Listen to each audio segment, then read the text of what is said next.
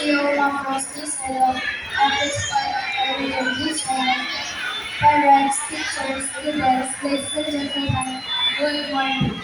This is the day that the Lord has created. Let us rejoice and be glad in it.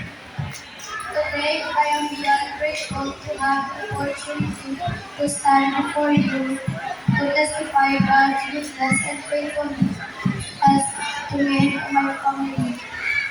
First of all, thank you CBA for being my training ground and my second home where I learned so many things. Thank you for, for helping me grow and learn every day. I would like to thank my teacher Mercy, for being patient and very helpful to us as a students, From the bottom of my heart, thank you.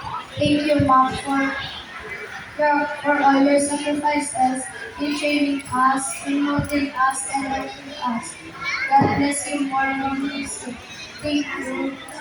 Thank you also to my classmates and friends for bringing joy and excitement to my school life, and to my dear parents, Papa John and Mama P.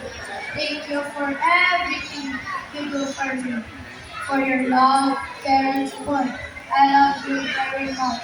Above all, I thank God because without Him, I am nothing. I would like to share my favorite Bible verse found in Joshua 1:9.